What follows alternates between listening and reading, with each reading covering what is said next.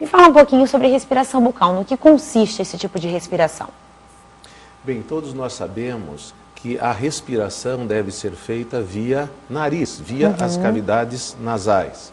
Por quê? Para o ar ser inalado, aquecido, filtrado e umedecido. Se, por quaisquer razões que nós vamos explicar daqui a pouco, esse ar entra a seco pela boca, isso caracteriza uma função de respirador bucal ou do respirador bucal, com vários problemas que podem acarretar para a criança, o adolescente ou o adulto. Certo, mas isso vem desde a infância? Ou um adulto pode começar a respirar pela boca assim, sem nenhum motivo, de repente? A sua pergunta é muito boa.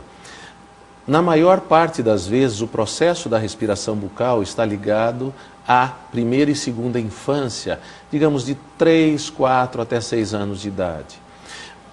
Por várias razões de obstrução das vias aéreas. Se isso não é acudido a tempo, realmente essa respiração bucal pode ficar crônica e se estender para a adolescência e até a idade adulta. Ponto. A sua pergunta foi, nós podemos ter alguém que nunca desenvolveu a respiração bucal e num dado momento passar a desenvolver? Sim, em função de poucos fatores, chamados etiológicos, ou que causam problema, tipo rinite alérgica, por exemplo. Alguém não tinha rinite alérgica na infância ou na adolescência, por alguma razão de seu mecanismo de equilíbrio do corpo, ele passou a desenvolver uma alergia frente a algum fator. Mudou de cidade, mudou de casa e passou a desenvolver uma rinite que obstrui parte das narinas, das cavidades nasais, e então esta pessoa, esse paciente, passa a desenvolver a respiração bucal. Certo, ou de repente um acidente, né? Teve algum problema no nariz, não fez uma cirurgia, não fez o tratamento correto e acabou usando a boca para fazer a função do nariz, né?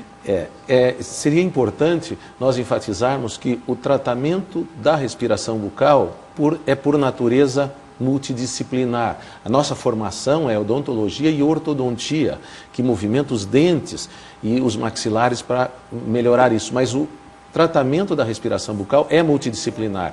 Algumas áreas da medicina, a própria fonoaudiologia, a otorrinolaringologia é fundamental nisto. É importante fazer essa observação. E a sua pergunta é muito interessante porque eu posso ter realmente um acidente qualquer que obstrua parte ou a totalidade do trajeto percorrido pelo ar, seja na cavidade nasal ou na faringe, que é um tubo que une as cavidades nasais com a sequência do aparelho respiratório. Certo. E o tratamento, isso é muito importante a gente falar, porque às vezes as pessoas imaginam que não tenha tratamento. Às vezes pessoas que desconhecem realmente que existe tratamento para isso. Normalmente é utilizado que tipo de tratamento nas crianças ou nos jovens ou até nos adultos? Me permita falar meio minuto sobre quais as principais causas da respiração bucal. As obstruções, mas quais são as obstruções? Quais sempre estão ligadas a aumento das vegetações adenoides. Nós podemos ter desvio de septo, hipertrofia das conchas nasais, que são as paredes das cavidades nasais, em geral, e rinite alérgica. Tratamento multidisciplinar. Primeiro, um bom médico, o médico pediatra e otorrinolaringologista, examina e vê se nós temos o trânsito realmente bloqueado. Se tiver, há tratamentos clínicos e ou cirúrgicos, como a remoção das adenoides, por exemplo. E então, tirado esse primeiro obstáculo, nós vamos analisar a oclusão e se houver já uma desarmonia, a ortodontia realmente ajuda e pode ajudar bastante, fazendo com que as arcadas tenham uma forma mais adequada. Certo, e por que ela é prejudicial? O que pode acontecer a longo prazo com uma criança que não é tratada e de repente já se tornou um adulto? Por que a respiração bucal pode ser nociva para o ser humano? O ar tem que entrar aquecido, filtrado e umedecido para fazer a sua função de oxigenação. Se ele entra a seco pela cavidade bucal, ele não é purificado, não é umedecido.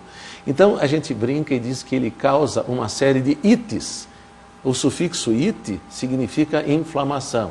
Então, estomatites, que é inflamações das mucosas bucais, gengivites, faringites, então vários tipos de problemas, secura na boca, até bronquite, problemas pulmonares. Primeiro. Segundo, que é muito importante, se nós temos o ar entrando pela boca, a boca tem que ficar aberta, senão não entra. Sim. E a boca ficando aberta, todo o funcionamento muda. E o funcionamento mudando, o equilíbrio muscular muda. E a forma se altera. A forma das arcadas, a postura da língua.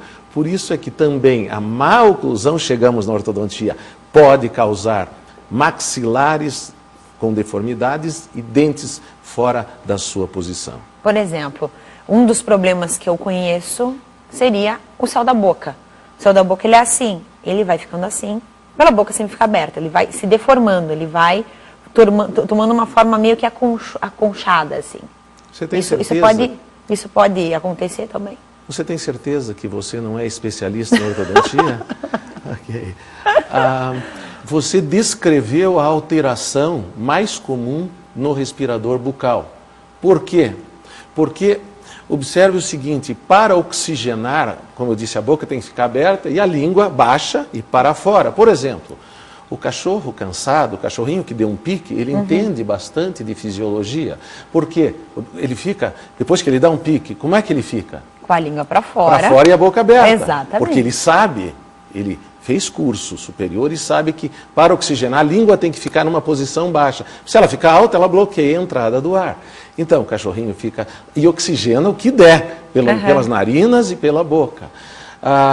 O respirador bucal tem que fazer isso. Ele tem que abaixar a língua, ficar com a boca aberta. Com isso, o suporte da maxila, que você chamou de céu da boca, o que está correto, a língua não dá o suporte para a maxila, ou as maxilas, são duas. Consequentemente, as forças musculares externas ensanduícham a maxila e a língua não está dando suporte. E ela fica em forma de V. O céu da boca fica profundo e dá aquela impressão de dentes para frente, bem bicudos. E a forma da arcada, em vez de ser uma elipse, é um V. Por isso que quase sempre o respirador bucal quase sempre é dentuço. E nesse caso, tem um tratamento com aparelhos? Como é que funciona o tratamento para quem tem esse problema? Ok. Primeira fase, otorrinolaringologista, liberar o que tiver, desculpe a expressão, trancando a passagem do ar. Segundo lugar, se eu tenho uma deformidade como esta, seguramente entre 6 a 8 anos de idade, uma época ótima de um diagnóstico ortodôntico, e você tem vários mecanismos chamados aparelhos ortodônticos e ortopédicos, disjuntores, para ganhar dimensão transversal, aumentar a largura, expandir as arcadas, e nunca vamos esquecer que você falou que o céu da boca, o que é? O teto da boca, que é o assoalho das cavidades nasais. O teto dessa sala é o assoalho do andar de cima, que está nessa forma, aqui. Se eu mudo esta forma, abaixa, o assoalho abaixa e eu ventilo mais. Isso é mecânico, é físico. Consequentemente, a passagem de ar é mais livre e melhora. Fantástico. Adorei conversar contigo, Marco Antônio. Fantástico mesmo. Existe um site para que as pessoas possam acessar e saber um pouco mais sobre esse trabalho que vocês desenvolvem? O site da nossa clínica é www.feresortodontia.com.br www.feresortodontia.com.br. Perfeito, Marco Antônio. Muito obrigado mais uma vez. E parabéns pelo seu trabalho, fantástico. Muito obrigado, prazer ter estado aqui com você. Prazer foi meu.